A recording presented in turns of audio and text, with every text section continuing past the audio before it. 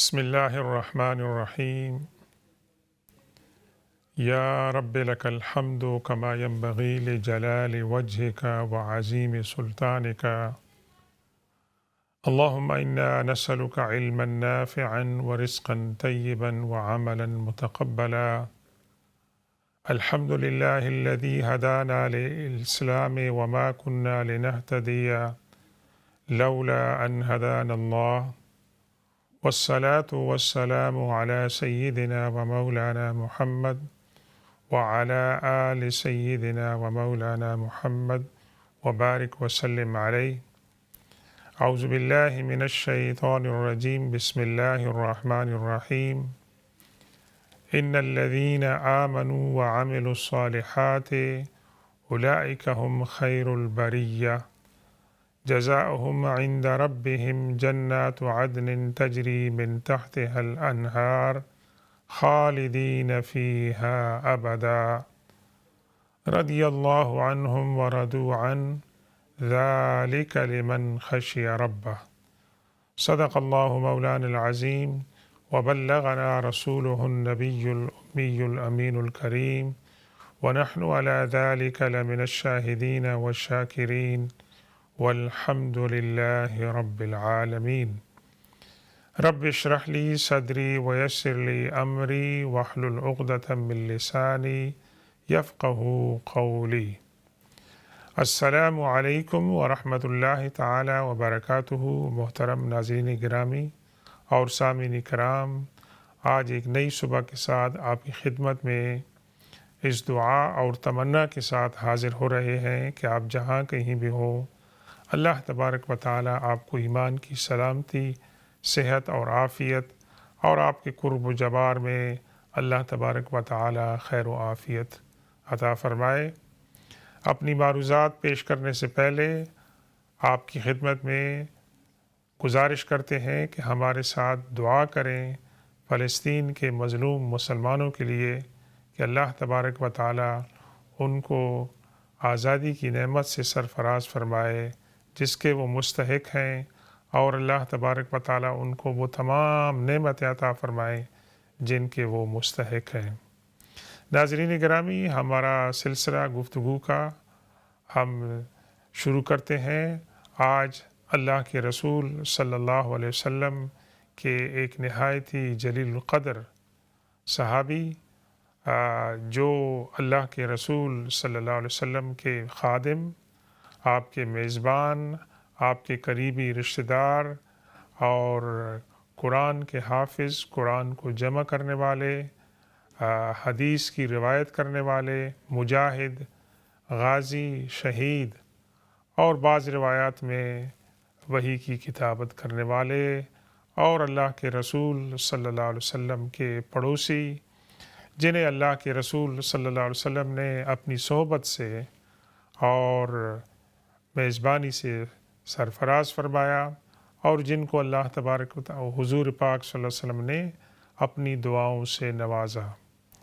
یہ ہے جناب حضرت ایوب انصاری رضی اللہ تعالی عنہ، جن کا نام ہے خالد بن زید بن کلیب بن ثعلبہ الخزرجی الانصاری البدری رضی اللہ تعالی عنہ وارضاہ۔ اللہ تبارک و تعالی نے جہاں دیگر صحابہ کرام کو حضور پاک صلی اللہ علیہ وسلم کی صحابیت کے شرف سے مشرف فرمایا، اور ان میں سے بعض صحابہ کرام اللہ کے رسول صلی اللہ علیہ وسلم کی عنایتوں سے مستفید ہوئے، انہی خوش قسمت اور برگزیدہ صحابہ کرام میں حضرت ایوب انصاری رضی اللہ تعالیٰ عنہ کا بھی نام آتا ہے، اور ایک ہی واقعے کی وجہ سے ان کو شہرت ملتی ہے، اور اللہ تبارک و تعالیٰ نے ان کو اس اعزاز کے لیے منتخب فرما لیا تھا۔ حضرت ایوب انصاری رضی اللہ تعالیٰ عنہ کو یہ اعزاز حاصل تھا کہ حضور پاک صلی اللہ علیہ وسلم کی بعثت سے پہلے، بعثت کے 12ویں سال میں، اور ہجرت نبوی سے تقریباً 1 سال 1.5 سال پہلے جو بیعت عقبہ ہوئی تھی ثانیہ، جس میں کہ 70 انصار جو تھے وہ مشرف با اسلام ہوئے حضرت مصعب بن عمیر رضی اللہ تعالیٰ عنہ کی کوششوں سے، اور یہ انہوں نے حضور پاک صلی اللہ علیہ وسلم کے دست اقدس پر مینا کے پاس ایک جگہ ہے عقبہ، وہاں پر انہوں نے بیعت کی تھی، اور اس کے بعد اللہ تبارک و تعالیٰ کے پیغمبر صلی اللہ علیہ وسلم نے ان کو ہدایات دی، اور یہاں انہوں نے تبلیغ کا، تعلیم کا کام شروع ہوا، اور ان تمام کی کوششوں سے اللہ کے رسول صلی اللہ علیہ وسلم کی تشریف آوری سے پہلے مدینہ میں ایک میدان جو ہے وہ تیار ہو گیا اللہ کے رسول صلی اللہ علیہ وسلم کو ریسیو کرنے کے لیے، اور آپ کے لیے ماحول کو سازگار بنانے کے لیے۔ تو یہ حضرت ایوب انصاری رضی اللہ تعالیٰ عنہ سابقین الاولین میں سے ہیں، اور اللہ تبارک و تعالیٰ نے ان کو بہت سی نعمتوں سے سرفراز فرمایا تھا۔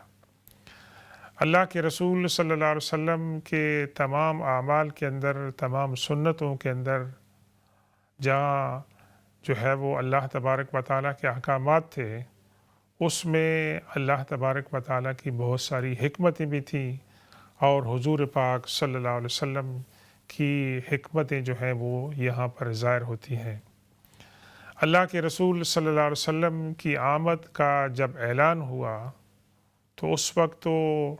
آج کل کے جو ہمارے مواصلات کے ذرائع ہیں یہ نہیں تھے، اور دور سے اگر کسی نے کوئی خبر سن لی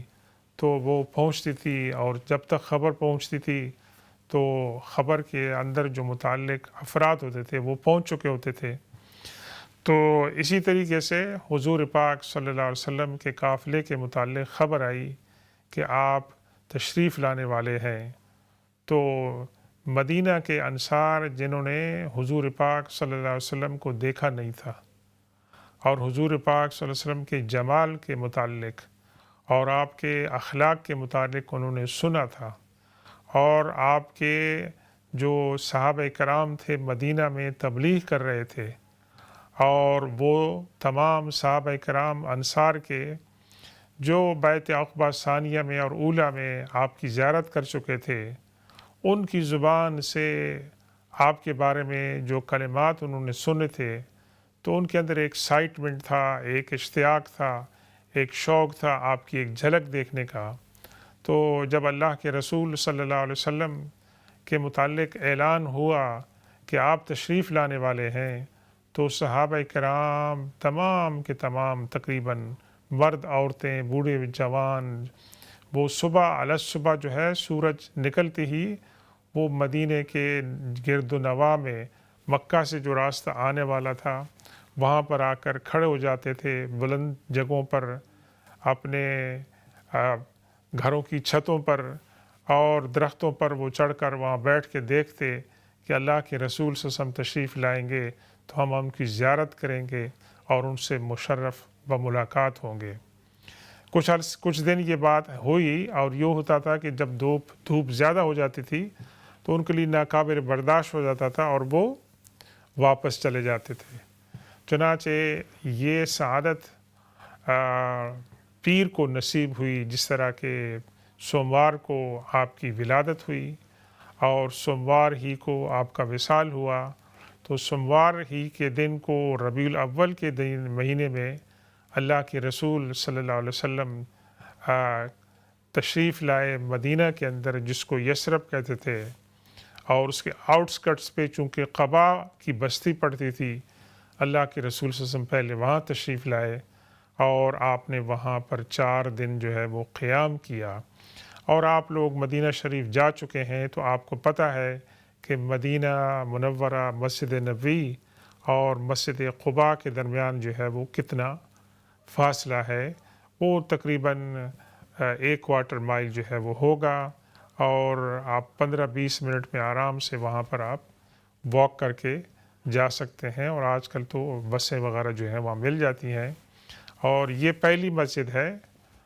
جس کو اللہ کے رسول صلی اللہ علیہ وسلم نے مدینہ پاک کے اندر قائم فرمایا، اور اس کے متعلق اللہ کے رسول صلی اللہ علیہ وسلم نے اس کی فضیلت بیان فرمائی کہ یہاں پر جو لوگ 2 رکعت نفل پڑھتے ہیں اللہ تبارک و تعالیٰ ان کو ایک عمرے کے برابر ثواب عطا فرماتا ہے۔ تو یہ ایک اس کی فضیلت ہے اور اس کی یہ تاریخ ہے کہ یہاں پر اللہ کے رسول صلی اللہ علیہ وسلم نے 4 روز جو ہے وہ قیام فرمایا، لیکن اللہ کے رسول صلی اللہ علیہ وسلم کی ڈیسٹینیشن کوئی اور تھی، اور یہ ڈیسٹینیشن اللہ تبارک و تعالیٰ کے علم کے اندر کہاں پر تھی؟ بنو نجار کے قبیلے کے اندر، کہ جو بنو نجار کے قبیلے کے لوگ تھے وہ اللہ کے رسول صلی اللہ علیہ وسلم کے ننیال تھے، اور اللہ کے رسول صلی اللہ علیہ وسلم جب اپنی والدہ ماجدہ کے ساتھ یہاں تشریف لائے تھے چھوٹی عمر میں، تو فرماتے تھے کہ یہاں پر میں اپنے رشتہ دار بچوں کے ساتھ یہاں پر میں کھیلتا تھا۔ تو آپ کو وہ یادیں اور میموریز جو تھیں وہ یاد تھیں، اور آپ کی خواہش تھی کہ آپ اپنے مقدس وجود کے ساتھ اپنے ننیال جو ہے بنو نجار کے جو لوگ ہیں ان کو آپ جو ہیں مشرف فرمائیں۔ لیکن اس کے اندر بات یہ تھی کہ اللہ کے رسول صلی اللہ علیہ وسلم جب اس علاقے میں تشریف لانے لگے تو جب آپ گھروں کے سامنے سے گزرتے تھے تو ہر شخص، ہر قبیلہ دروازہ کھولتا تھا اور اس بات کا شوق ظاہر کرتا تھا کہ یا رسول اللہ تشریف لائیے میرے غریب خانے پر اور ہمیں مہمان نوازی کا موقع عطا فرمائے۔ قربان جائیے اللہ کے رسول صلی اللہ علیہ وسلم کی حکمت پر۔ اگر آپ کسی ایک گھر کو خود منتخب فرماتے تو اس کے اندر امکان تھا کہ جو دیگر حضرات تھے انہوں نے آفر کی تھی کہ ان کے دل میں یہ محسوس ہوتا کہ اللہ کے رسول صلی اللہ علیہ وسلم نے ہماری دعوت قبول نہیں کی، ان کی دعوت قبول کر دی۔ تو یہ تو شوق کی بات تھی، لیکن بعض اوقات ایسے مواقع پر جو محبت کرنے والے ہوتے ہیں ان کے دلوں میں الجھنیں پیدا ہو جاتی ہیں، اور یہ محبت ایسی شخصیت کے بارے میں تھی کہ جو دلوں پر حکومت کر رہے تھے، جو ان کے دلوں کے بادشاہ تھے، ان کی گردنوں پر نہیں، ان کے دلوں کے بادشاہ تھے۔ اور روایات میں آیا تھا کہ تقریباً 500 انصار جو تھے جو تقریباً مسلمان ہو چکے تھے، اس میں خواتین بھی تھیں، مرد بھی تھے، جوان بوڑھے بھی تھے، یہ تمام کے تمام آپ کے استقبال کے لیے آتے تھے گلیوں میں، اور حضور پاک صلی اللہ علیہ وسلم کو خطاب فرماتے تھے کہ یا رسول اللہ، یا محمد، یہ اس طرح کے جو ہے وہ دعوتیں دے رہے تھے۔ آگے چلنے سے پہلے یہاں ایک خوبصورت سی حدیث ہے اللہ کے رسول صلی اللہ علیہ وسلم کے خادم خاص سیدنا انس بن مالک رضی اللہ تعالیٰ عنہ کی۔ وہ فرماتے ہیں کہ جس دن اللہ کے رسول صلی اللہ علیہ وسلم مدینہ میں تشریف لائے وہ تاریخ کا چمکدار دن تھا اور خوشگوار ترین دن تھا اور بہت ہی بہترین دن تھا، اور جس سے مدینہ منور ہو چکا تھا۔ اب یہ تو حضرت انس بن مالک رضی اللہ تعالیٰ عنہ کی یعنی ان کی نظر کا کمال ہے کہ جس نگاہ سے وہ دیکھتے ہیں کہ ان کو حضور پاک صلی اللہ علیہ وسلم جس دن مدینہ میں تشریف لائے تو وہ روشن ترین دن تھا اور مبارک ترین دن تھا۔ اور حضرت انس ہی فرماتے ہیں کہ جس دن اللہ کے رسول صلی اللہ علیہ وسلم کا وصال ہوا تو وہ دن جو تھا وہ اچھا دن نہیں تھا، اور وہ دن جو تھا وہ تاریک دن تھا۔ حالانکہ چاند سورج تو نکل ہوئے تھے، ستارے تو نکلے تھے، لیکن حضرت انس بن مالک رضی اللہ تعالیٰ عنہ کے الفاظ کے مطابق وہ ایسا دن تھا کہ جس کے اندر مسلمانوں کے اندر غم تھا، دکھ تھا، افسوس تھا اللہ کے رسول صلی اللہ علیہ وسلم کی جدائی کا۔ تو پہلا جو دن تھا آپ کی تشریف راوری کا تھا، تو اس کے اندر انہوں نے اپنے محبت کے، پیار کے، عقیدت کے جذبات کا مظاہرہ کیا تھا، اور آج جب اللہ کے رسول صلی اللہ علیہ وسلم کا وصال ہوا تو آج مسلمان اس صدمے کو برداشت نہیں کر سکتے تھے۔ تو حضرت انس بن مالک رضی اللہ تعالیٰ عنہ فرماتے ہیں کہ وہاں جو بچیاں تھیں وہ دف پر بجا رہی تھیں اور وہ کہہ رہی تھی کہ یا حبذا محمد من جارن، کیا ہی خوش قسمتی ہے کہ آج حضور پاک صلی اللہ علیہ وسلم ہمارے پڑوس میں تشریف لائے ہیں۔ تو اللہ کے رسول صلی اللہ علیہ وسلم نے ایک حکمت فرمائی، ایک تدبیر فرمائی اور دعا بھی فرمائی کہ اللہم اغفر لی واختر، اللہ تعالیٰ اس معاملے میں آپ میرے لیے فیصلہ فرمائیں کہ میں کہاں پر جا کے قیام کروں، یا کتنے جو ہے وہ جانثار ہیں کہ جو چاہتے ہیں کہ آپ ان کے گھروں کے اندر تشریف لائیں اور ان کو مہمان نوازی کا موقع عطا فرمائیں۔ تو قریب تھا کہ اس کے اندر جذبات جو تھے وہ بھڑک اٹھتے، اور اللہ کے رسول صلی اللہ علیہ وسلم نے ایک تدبیر اختیار فرمائی۔ اور وہ کیا تدبیر اختیار فرمائی کہ آپ نے اپنی اونٹنی کی جو نکیل تھی، جو زمام تھی، جو اس کو آپ نے چھوڑ دیا، اس کو اپنے ہاتھ کی گرفت سے نکال دیا، اور اونٹنی کے اوپر آپ نے یہ بات چھوڑ دی کہ وہ جہاں پر بھی بیٹھتی ہے اپنی مرضی سے وہیں پر جو ہے وہ اس کا آخری ٹھکانہ ہوگا۔ تو اونٹنی تھوڑی دیر گھومی پھری اور پھر آ کر واپس ایک جگہ پر بیٹھ گئی، جو تقریباً وہی جگہ ہے کہ جہاں آج کل مسجد نبوی ہے، اور جو بالکل حضرت ایوب انصاری رضی اللہ تعالیٰ عنہ کے دروازے کے سامنے۔ اور اللہ کے رسول صلی اللہ علیہ وسلم نے وہاں پوچھا لوگوں سے کہ یہاں میرے جو نانیال ہیں، جو میرے رشتہ دار ہیں، ان میں سب سے قریبی گھر کس کا ہے ویسے؟ تو دیٹ ہیپنس ٹو بی، دروازہ جو تھا وہ کس کا تھا؟ وہ حضرت ایوب انصاری رضی اللہ تعالیٰ عنہ کا۔ اور اللہ کے رسول صلی اللہ علیہ وسلم کو حضرت ایوب انصاری رضی اللہ تعالیٰ عنہ نے دعوت دی کہ یا رسول اللہ آپ میرے غریب خانے پہ تشریف لائیں۔ تو آپ نے جب سامان اٹھایا ہوگا، حضور پاک صلی اللہ علیہ وسلم کا سامان کیا تھا؟ مختصر سا سامان تھا۔ تو یہ جو سامان اٹھا رہے تھے حضرت ایوب انصاری رضی اللہ تعالیٰ عنہ، یہ جو سامان تھا اور اللہ کے رسول صلی اللہ علیہ وسلم کو اپنے گھر میں لانے کا جو موقع تھا، یہ دنیا کی تمام قیمتی ترین چیزوں سے سب سے بہترین نعمت تھی۔ جس کے گھر میں اللہ کے رسول صلی اللہ علیہ وسلم تشریف لائیں، اس سے بڑی نعمت کون سی ہے؟ اور حضور پاک صلی اللہ علیہ وسلم سراپا خود جو ہے اللہ کی ایک بہت بڑی نعمت ہے، اور پھر جس کو اپنے قدم مبارک سے جو ہے مشرف فرمائیں تو ان کے لیے تو اس سے کوئی بڑی نعمت جو ہے وہ نہیں ہو سکتی ہے۔ تو اللہ کے رسول صلی اللہ علیہ وسلم حضرت ایوب انصاری رضی اللہ تعالیٰ عنہ کے مکان پر تشریف لاتے ہیں اور یہاں پر آپ قیام فرماتے ہیں۔ حضرت ایوب انصاری رضی اللہ تعالیٰ عنہ کو اللہ تبارک و تعالیٰ نے اس نعمت کے لیے منتخب فرما لیا تھا، اور علماء کرام لکھتے ہیں کہ دو خصوصیات ایسی تھیں کہ جو حضرت ایوب انصاری رضی اللہ تعالیٰ عنہ کو اس نعمت کا مستحق قرار دیتی تھی۔ ایک تو ان کے اندر تقویٰ تھا، اللہ تبارک و تعالیٰ کا خوف، پرہیزگاری، اور دوسرا ان کے اندر انصاف تھا کہ ہر کام کے اندر جو ہے وہ انصاف سے وہ کام لیتے تھے۔ اور تیسری بات ہم دیکھیں گے کہ اللہ کے رسول صلی اللہ علیہ وسلم اور آپ کے اہل بیت سے جو محبت تھی، اور پھر ان کی جو رشتہ داری تھی، یہ بھی جو ہے ون آف دا فیکٹرز تھی کہ جس کی وجہ سے حضرت ایوب انصاری رضی اللہ تعالیٰ عنہ کو حضور پاک صلی اللہ علیہ وسلم کی مہمان نوازی کے لیے اللہ تبارک و تعالیٰ نے منتخب فرمایا۔ تو ان کا گھر جو تھا وہ کوئی بہت بڑا پیلس نہیں تھا، یعنی 2 سٹوری تھے، نیچے اور اوپر، اور اس کے اندر یہ دونوں میاں بیوی جو ہے وہ رہتے تھے، اور بیسک جو دنیا کی چیزیں ہوتی ہیں وہی ہوتی ہیں، کوئی بہت زیادہ عالیشان محل نہیں تھا، لیکن دنیا کی تمام جو بلڈنگز ہیں، محلات ہیں، ان سے یہ خوبصورت محل تھا، کیونکہ اس کے اندر حضور پاک صلی اللہ علیہ وسلم کی رہائش تھی۔ اور اس کے اندر حضرت ایوب انصاری رضی اللہ تعالیٰ عنہ کی سعادت کی اور بھی پہلو تھے کہ آپ کو اللہ کے رسول صلی اللہ علیہ وسلم کی خدمت کا موقع ملا، ان کو کھانا کھلانے کا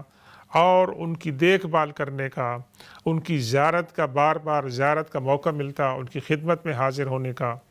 جبریل علیہ السلام وہاں تشریف لاتے ہوں گے، وحی لاتے ہوں گے، صحابہ کرام اللہ کے رسول صلی اللہ علیہ وسلم کی ملاقات کے لیے آتے ہوں گے، صحابہ کرام پڑوس کے جو تھے انصار وہ اللہ کے رسول صلی اللہ علیہ وسلم کی خدمت میں کھانا بھجواتے تھے تو یہ تمام چیزیں بہت بڑی برکتیں تھیں حضرت ایوب انصاری رضی اللہ تعالیٰ عنہ کی، اور یہ ہی ایک بہت بڑی وجہ تھی کہ جس کی وجہ سے حضرت ایوب انصاری رضی اللہ تعالیٰ عنہ جو گوشہ گمنامی کے اندر تھے، اللہ تبارک و تعالیٰ نے ان کو اتنی جو ہے وہ شہرت عطا فرمائی کہ اللہ کے رسول صلی اللہ علیہ وسلم کا پڑوس عطا فرمایا، ایون دو کہ حضور پاک صلی اللہ علیہ وسلم نے روایت میں آتا ہے کہ 7 مہینے،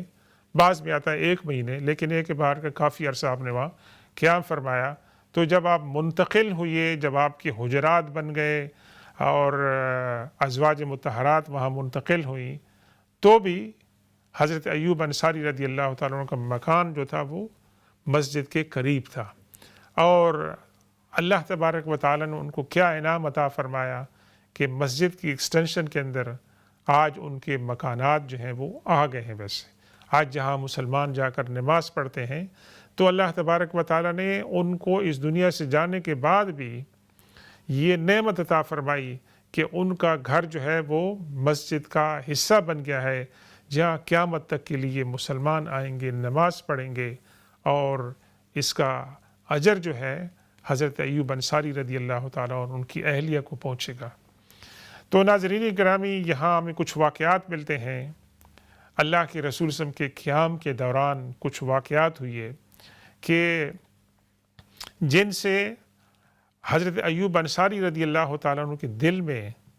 خصوصی طور پر اور جنرلی صحابہ کرام کے دل میں اللہ کے رسول صلی اللہ علیہ وسلم کی محبت، عقیدت، ادب اور احترام جو تھا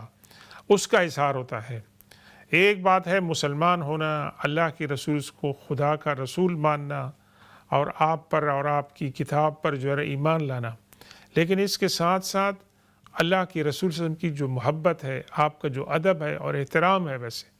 اگر وہ نہیں ہے تو یہ تمام چیزیں جو ہیں کسی کام کی نہیں ہے۔ ویسے تو اللہ کے رسول صلی اللہ علیہ وسلم کا ادب اور احترام ہم صحابہ کرام سے سیکھتے ہیں، اور خاص طور پر حضرت ایوب انصاری رضی اللہ تعالیٰ عنہ سے کہ ایک رات انہوں نے بڑی مشکل سے گزاری۔ بعض روایت میں آتا ہے کہ پہلی رات تھی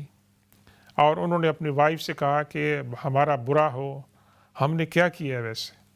ہمارے پاؤں تو اس جگہ پر ہوں گے کہ جہاں حضور صلی اللہ علیہ وسلم نیچے تشریف فرما رہے ہیں، اور یہ تو توہین ہوگی، کس طرح ہم برداشت کر سکتے ہیں۔ تو وہ رات انہوں نے دونوں میاں بیوی نے کمرے کے کونے کے اندر جو ہے گزاری، اور کھڑے ہو کر، کیونکہ سونا جو ہے مشکل تھا اور ان کو نیند نصیب نہیں ہوئی اس وجہ سے کہ کہیں ان کے پاؤں اس جگہ پر نہ پڑ جائیں کہ جس کے نیچے اللہ کے رسول صلی اللہ علیہ وسلم آرام فرما رہے ہوں۔ ناظرین گرامی، یہ جو احساس تھا، یہ جو جذبہ تھا، یہ جو ان کے خدشات تھے، یہ کس وجہ سے تھے؟ ویسے کہ ہمارے نچلی منزل پر اللہ کے رسول صلی اللہ علیہ وسلم تشریف فرما ہے، اور کہیں ہمارا پاؤں ہمارے کمرے کے درمیان کے اندر یا کسی اور سائٹ میں نہ پہنچ جائیں تو یہ بے ادبی ہوگی۔ تو اس وجہ سے انہوں نے وہ پوری رات بے چینی کے ساتھ گزاری۔ تو ناظرین گرامی، انشاءاللہ ہم یہ گفتگو وقفے کے بعد جاری رکھیں گے۔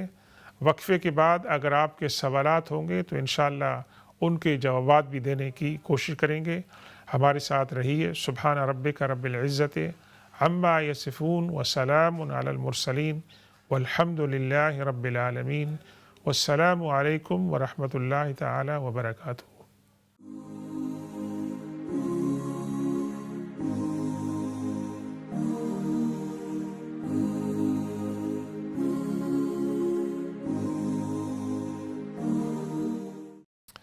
السلام علیکم ورحمۃ اللہ تعالی وبرکاتہ۔ محترم ناظرین گرامی اور سامعین کرام، ویلکم بیک۔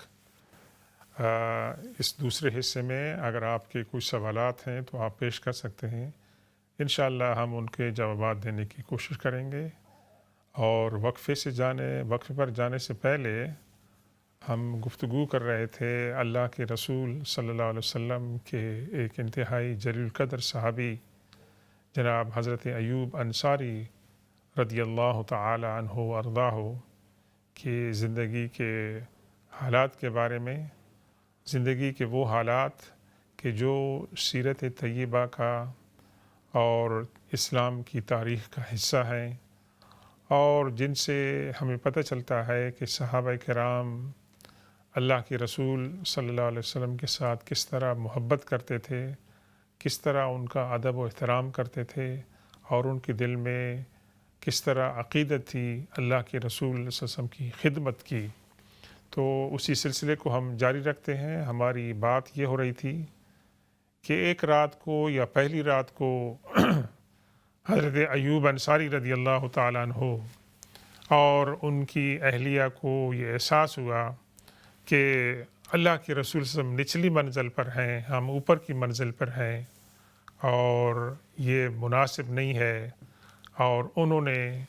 وہ رات جو تھی وہ بے چینی کی حالت میں گزاری۔ ایک دوسرا واقعہ پیش آیا کہ ایک رات کو ان کے اوپر کی چھت میں ایک برتن میں سے پانی جو ہے وہ گر گیا۔ تو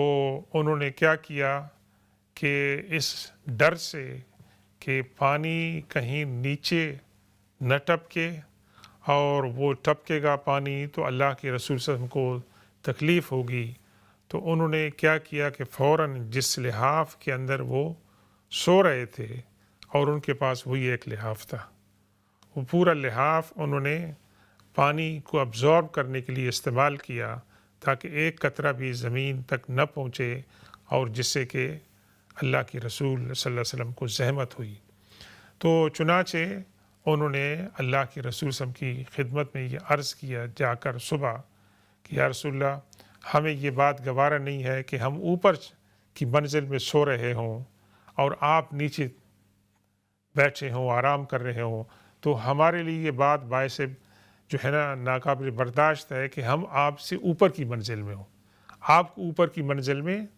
ہونا چاہیے۔ تو اب ہمارے ہاں لوگ کہتے ہیں کہ ادب و احترام دل سے ہوتا ہے، لیکن صحابہ کرام کی یہ مثالیں کیا بتاتی ہیں کہ دل سے بھی ہوتا ہے، اور اس کی جو بھی ظاہری صورتیں ہو سکتی ہیں وہ تمام کی تمام جو ہے وہ پیش کی جا سکتی ہیں۔ ہمارے ہاں قرآن پاک جو ہے وہ ایک چھوٹی سی ٹیبل کے اوپر رکھا جاتا ہے، اور ہمارے عقیدت یہ ہے کہ لوگ اس ٹیبل کی بھی عزت کرتے ہیں جس پر قرآن پاک جو ہے وہ رکھا جاتا ہے، اور قرآن پاک کو اوپر رکھا جاتا ہے تاکہ قرآن پاک کی عزت ہو، اور قرآن پاک کو نیچے نہ رکھا جائے، کیونکہ اللہ تبارک و تعالیٰ کا کلام ہے۔ تو یہ ایک مثال ہمیں ملتی ہے حضرت ایوب انصاری رضی اللہ تعالیٰ عنہ کی اس بات سے کہ ان کو یہ بات جو تھی وہ گوارا نہیں تھی۔ حضور پاک صلی اللہ علیہ وسلم کا فرمان یہ تھا کہ چونکہ میں نیچے میرے ساتھ ملاقات کے لیے لوگ آنے والے ہوتے ہیں، اور ان لوگوں کے لیے یہ زحمت کی بات ہوگی کہ اگر میں اوپر چلے جاؤں گا تو پھر لوگوں کو اوپر آنا پڑے گا۔ اب یہ جو بات تھی، اس کے اندر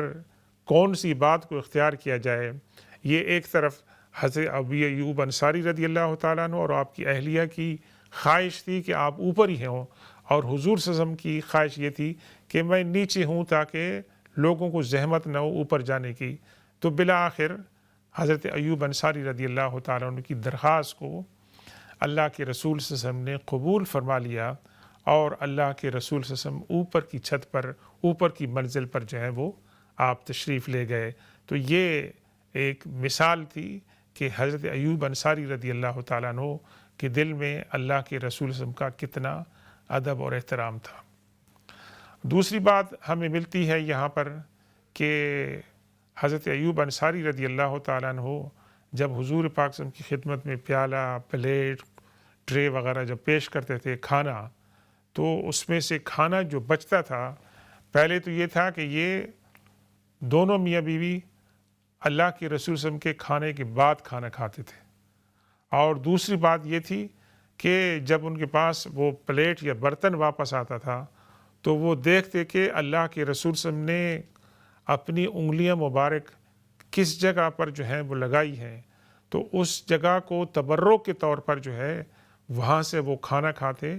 اور اس کو وہ چاٹتے کہ یہ ایک مقدس جو ہے وہ جگہ ہے پلیٹ کے اندر کہ جس کو اللہ کے رسول صلی اللہ علیہ وسلم کی انگلیاں مبارک جو ہیں وہ ٹچ ہوئی ہے، تو وہ اس کو اپنے لیے باعث برکت سمجھتے تھے۔ اور تو یہ بات بعض اوقات اللہ کے رسول صلی اللہ علیہ وسلم کے پاس لوگ کھانا لے کے آتے تو اس میں سے جو کھانا بچ جاتا تھا تو وہ بھی حضور پاک صلی اللہ علیہ وسلم حضرت ایوب انصاری رضی اللہ تعالیٰ عنہ اور ان کی اہلیہ کے لیے آپ بھیج دیتے تھے۔ ایک دن ایسے ہوا کہ حضرت ایوب انصاری رضی اللہ تعالیٰ عنہ فرماتے ہیں کہ ہم نے کھانا بھیجا اور واپسی پہ کیا ہوا کہ وہ پورے کا پورا کھانا ہمارے پاس آ گیا۔ تو ہمیں بڑی تشویش ہوئی کہ کیا ہوا کہ اللہ کے رسول صلی اللہ علیہ وسلم نے ہمارا کھانا تناول نہیں فرمایا، کیا ہم سے کوئی بے ادبی ہو گئی، کوئی ایسی بات ہو گئی ہے؟ تو عرض کیا کہ یا رسول اللہ آج تو آپ نے کھانا نہیں کھایا، کیا وجہ ہے ویسے؟ تو آپ نے فرمایا کہ اس کے اندر جو تھا وہ گارلک تھا ویسے، اور ایک روایت میں پیاز تھا ویسے، اور فرمایا کہ میرے پاس اللہ کی طرف سے فرشتے آتے ہیں، وہی لے کر آتے ہیں، میں نہیں چاہتا ہوں کہ میں اس حال میں ان کے ساتھ ملاقات کروں کہ میرے منہ سے گارلک کی یا پیاز کی جو ہے وہ اسمیل آ رہی ہو۔ تو آپ نے فرمایا کہ تم لوگ کھا سکتے ہو لیکن میں نہیں کھا سکتا ہوں۔ تو اس پر حضرت ایوب انصاری رضی اللہ تعالیٰ عنہ نے عرض کی کہ یا رسول اللہ جو چیز آپ کو پسند نہیں ہے ہم دوبارہ پیش نہیں کریں گے اور ہم بھی آئندہ نہیں کھائیں گے ویسے۔ حالانکہ شرعی طور پر پیاز کو اور لہسن کو کھانے میں شریعت نے کوئی پابندی نہیں لگائی ہے۔ میکسیمم یہ ہے کہ اگر آپ نے کھا لیا ہے تو آپ دانت برش کر لیں اور اچھی طرح مسواک کر لیں تاکہ وہ اسمیل جو ہے وہ چلی جائے، خاص طور پر جب کہ آپ نماز پڑھنے کے لیے جا رہے ہیں، مسجد میں جا رہے ہیں یا گھر میں، تو چونکہ نماز جب آپ پڑھتے ہیں تو آپ کے ساتھ فرشتے کھڑے ہوتے ہیں اور اس لیے فرشتوں کے لیے یہ بات مناسب نہ ہو کہ وہ ہمارے پاس جب کھڑے ہوں نماز کے دوران تو ہمارے منہ سے جو ہے لہسن کی یا پیاز کی جو ہے وہ اسمیل آ رہی ہو۔ تو اس لیے اللہ کے رسول صلی اللہ علیہ وسلم نے وہ کھانا واپس کر دیا تھا، اور اسی بنا پر حضرت ایوب انصاری رضی اللہ تعالیٰ عنہ نے کیا فرمایا کہ جو چیز یا رسول اللہ آپ کو پسند نہیں ہے وہ ہم بھی پسند نہیں ہے، اور اس کے بعد انہوں نے یہ چیزیں دوبارہ اپنے کھانے کے اندر شامل نہیں فرمائیں۔ جب تقریباً 7 مہینے، بعض روایت میں 1 مہینہ آپ کا قیام ہو گیا تو اس دوران میں اللہ کے رسول صلی اللہ علیہ وسلم نے یہ تجویز فرمائی کہ حضرت ایوب انصاری رضی اللہ تعالیٰ عنہ کے مکان کے سامنے ایک جگہ جو تھی وہ خالی پڑی تھی، اور وہاں پر بعض اوقات لوگ کھجور وغیرہ کی جو خشک چیزیں تھیں وہ وہاں پر رکھتے تھے، لیکن ان کے جو مالک تھے وہ 2 یتیم بچے تھے۔ تو اللہ کے رسول صلی اللہ علیہ وسلم نے اس نیت کا اظہار فرمایا اللہ تبارک و تعالیٰ کی حکمت کے تحت کہ یہاں پر مسجد بنائی جائے، اور مسجد بنانے کے لیے یہ جو جگہ ہے اس کو خریدا جائے۔ اور جب یہ تجویز پیش کی گئی ان 2 یتیموں کے سامنے تو انہوں نے کہا کہ نہیں، یہ جگہ ہم مفت میں دے رہے ہیں اور اللہ کے رسول صلی اللہ علیہ وسلم کو پیسے دینے کی ضرورت نہیں۔ کئی دیگر احباب نے بھی اس بات کا خواہش کا اظہار کیا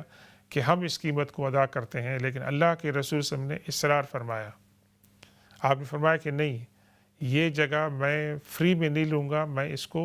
اس کی میں قیمت ادا کروں گا۔ تو حضور پاک صلی اللہ علیہ وسلم کے اس خواہش پر حضرت ایوب انصاری رضی اللہ تعالیٰ عنہ نے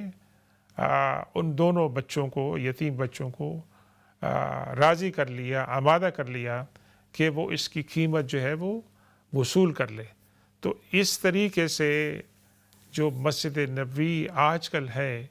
جس کی بہت زیادہ ایکسٹینشن ہو چکی ہے،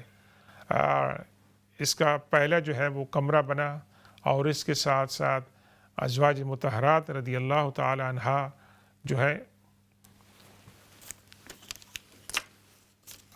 ہم ایک کال لیتے ہیں ابھی اس وقت۔ السلام علیکم ورحمۃ اللہ تعالی وبرکاتہ۔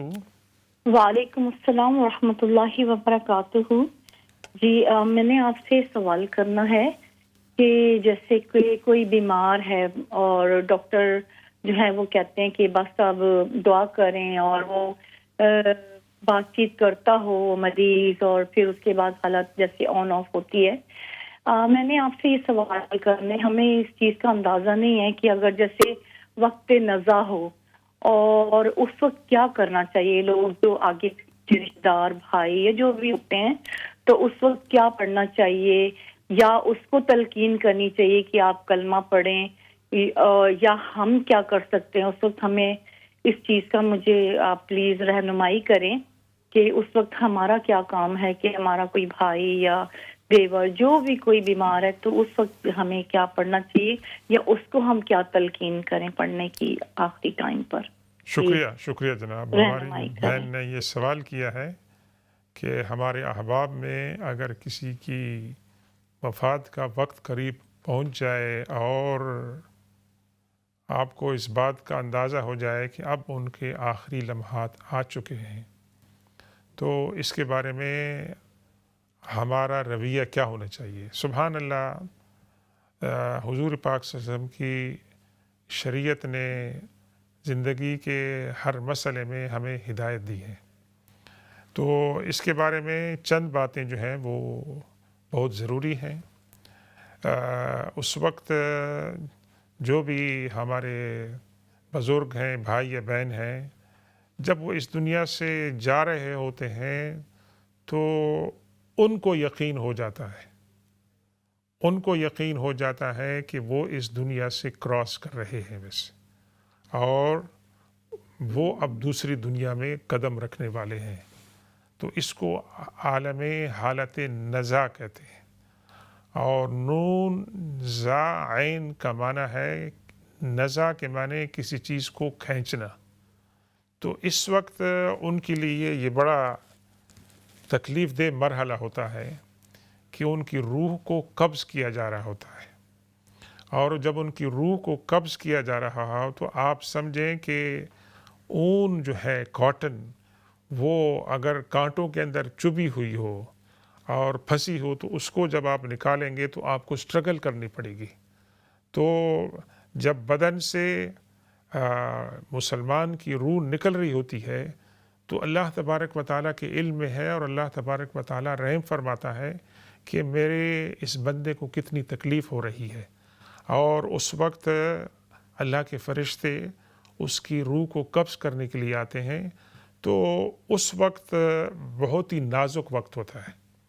اس لیے کہ شیطان جس نے زندگی بھر کوشش کی کہ اس انسان کے ایمان کو جو ہے اس سے چھین لے اور اسے اعمال صالحہ سے محروم کر لے اور شیطان جب مایوس ہو جاتا ہے انسان کی مومن کی زندگی میں تو ایک دفعہ وہ آخری وار کرنے دوبارہ آتا ہے اسے اور اس وقت انسان کی کیفیت وہ انسان جانتا ہے اللہ تبارک و تعالیٰ جانتا ہے اور اللہ کے فرشتے جانتے ہیں کہ وہ کتنے قرب کے ساتھ کتنی تکلیف کے ساتھ اس دنیا کو خدا حافظ کہہ رہا ہوتا ہے. اللہ تبارک و تعالیٰ کے کچھ نیک بندے ایسے بھی ہوتے ہیں کہ اس وقت ان کے چہرے پر بشاشت ہوتی ہے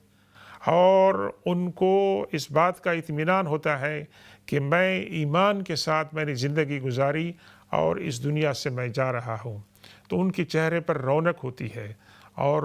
انسان ہے ان کو تکلیف تو ہوتی ہے کہ جب روح نکل رہی ہے تو سب سے زیادہ تکلیف ترین مرحلہ جو ہے وہ یہ ہوتا ہے. تو اس وقت شیطان آتا ہے انسان کے ایمان کو چھیننے کے لیے مختلف قسم کے ہیلے بہانے اس وقت کرتا ہے کہ ابھی بھی اس کا ایمان جو ہے وہ چھین لوں. اور اللہ کے رسول صلی اللہ علیہ وسلم کیا فرماتے ہیں کہ ہر چیز ڈیپینڈ کرتی ہے بالخواتین میں اینڈ کے اندر انسان کا خاتمہ کس کے اوپر ہوتا ہے اور خاتمہ بالایمان کی ہم دعا کرتے ہیں. تو یہ مرحلہ ہوتا ہے کہ انسان کو آخر وقت میں ایمان کی صورت میں اس دنیا میں جائے. تو ہمیں کیا حکم دیا گیا ہے کہ اگر ہم اس وقت ان کے پاس موجود ہوں گھر کے اندر ہسپتال کے اندر تو ہم ان کو تلقین اس طریقے سے نہیں کریں کہ تم پڑھو کیونکہ اگر ہم ان کو حکم کریں گے تو ہو سکتا ہے وہ اس کے الٹ کریں، بلکہ ہم پڑھیں، کلمہ شہادت پڑھیں آرام آرام سے، اطمینان کے ساتھ، تاکہ ان کو جس طرح کہ ایک انسان کو بھولی ہوئی چیز ہے ان کو یاد آ جائے. وہ زبان سے تو ہو سکتا ہے وہ نہ کہہ سکیں، کیونکہ ان کے اس وقت میں نے ایک موقع پر دیکھا ہے، اور میں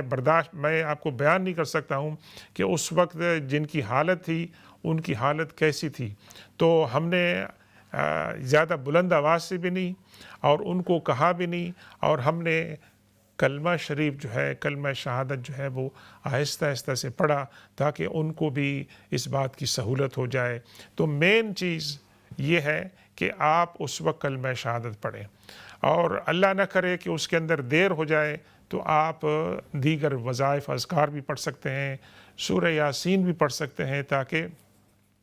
ان کی جو حالت نزع ہے اس کے اندر ان کو جو ہے وہ آسانی ہو. اور پھر آپ اس کے اندر یہ بھی دیکھ سکتے ہیں کہ ان کی جو آنکھیں ہیں ان کو صحیح طریقے سے بند کیا جائے، اور ان کی جو لپس ہیں یہ تمام کی تمام چیزیں جو ہیں بند کی جائے آرام کے ساتھ، اور باقی ان کی جو پوزیشن ہے باڈی جو ہے اس کے پوسٹر جو ہے وہ صحیح رکھے جائیں. تو ان باتوں کا جو ہے وہ خیال رکھا جائے. وہ بہت اہم موقع ہوتا ہے اس انسان کی زندگی میں جو اس دنیا سے جا رہے ہوتے ہیں.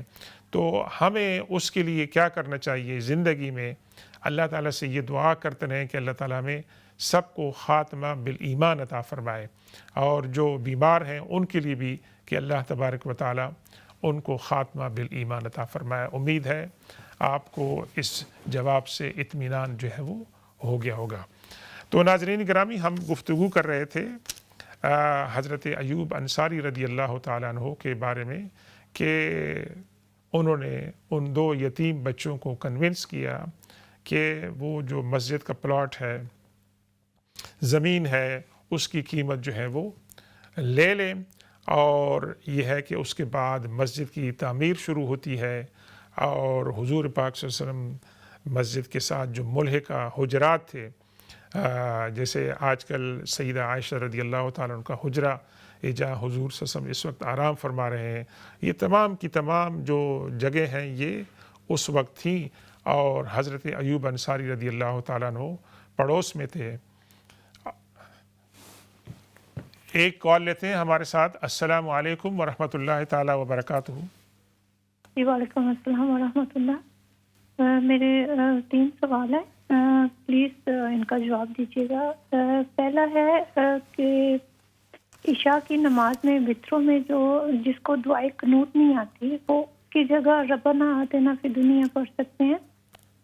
اوکے انشاءاللہ. اور دوسرا سوال؟ اور دوسرا سوال میرا یہ ہے کہ جب کوئی انسان دنیا سے چلا جاتا ہے تو قبرستان میں جب جاتے ہیں ان کے پاس، تو کیا وہ جب اگر کوئی بات کریں تو کیا وہ سن رہے ہوتے ہیں؟ کیونکہ میں نے سنا ہے کہ وہ جواب نہیں دے سکتے ہیں لیکن سن سکتے ہیں. جی فرمائیں. دوسرا سوال، تیسرا سوال. اور تیسرا سوال میرا یہ ہے کہ سر میں بہت دنوں سے بہت زیادہ درد ہے، اور وہ جا نہیں رہی دوائی سے بھی. اگر کچھ پڑھنے کے لیے بتا دیں تو. اوکے، شکریہ جناب. ہماری بہن نے 3 سوال کیے ہیں. پہلا سوال یہ تھا کہ عشاء کی نماز میں وتر میں دعائے قنوت اگر آپ نہیں پڑھ سکتے ہیں تو اس کا آلٹرنیٹو کیا ہے. پہلی تو عرض یہ ہے کہ دعائے قنوت اتنی لمبی نہیں ہے، آپ تھوڑی سی کچھ دن پریکٹس کر لیں تو آپ اس کو پڑھ سکتے ہیں. اور یہ جو دعائے قنوت ہے یہ بہت ہی جامع دعا ہے، اس کے اندر بہت سی باتیں ہیں ایمان کی اور اسلام کی اور ہمارے عقائد کی اور اللہ تبارک و تعالیٰ کی رحمت کی. اور قنوت کے معنی ہی ہوتے ہیں کہ امید رکھنا اللہ تعالیٰ سے. تو آپ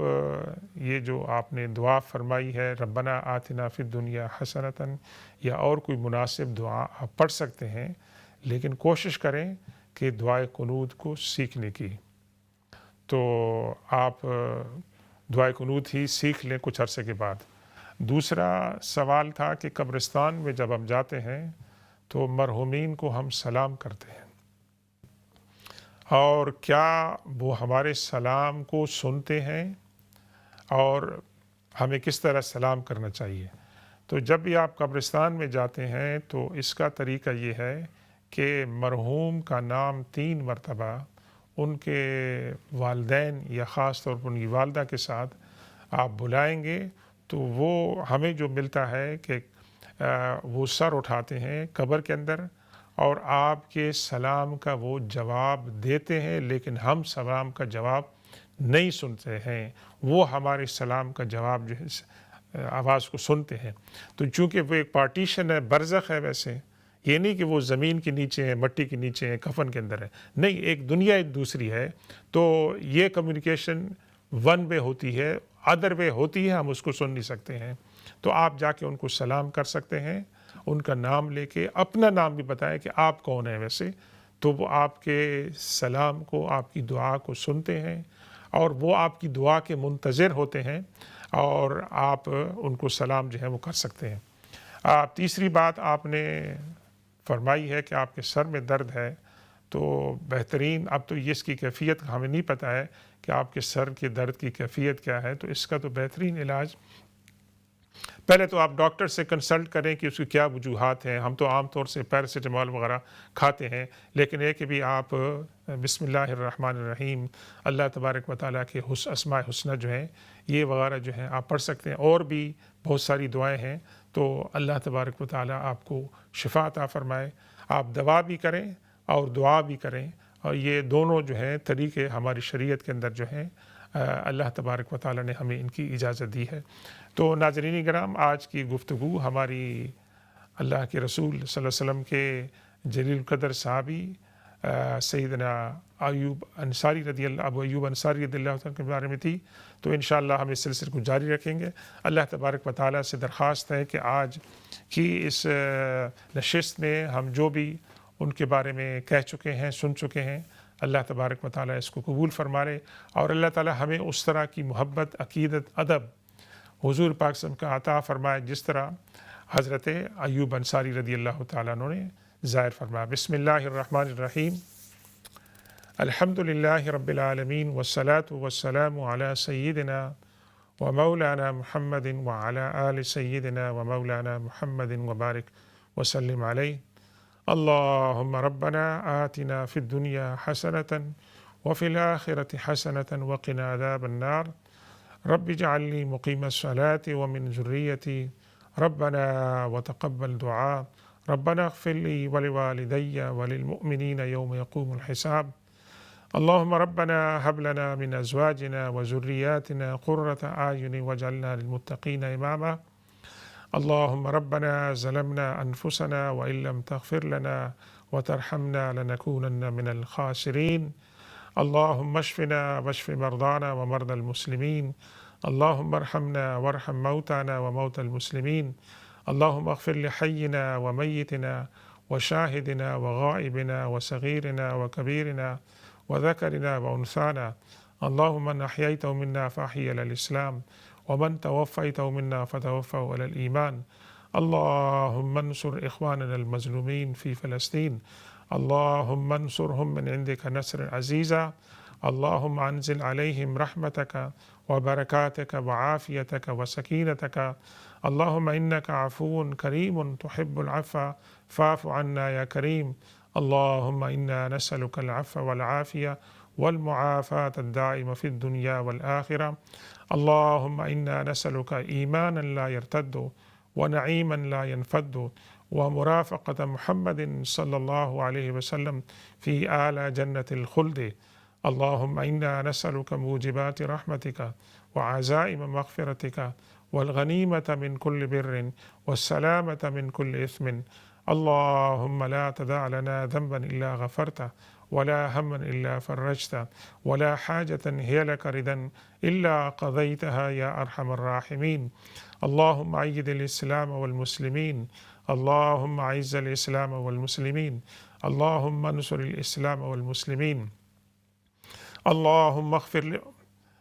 اغفر لأمة محمد صلى الله عليه وسلم، اللهم انصر أمة محمد صلى الله عليه وسلم، اللهم أكرم أمة محمد صلى الله عليه وسلم، وصلى الله تعالى على خير خلقه سيدنا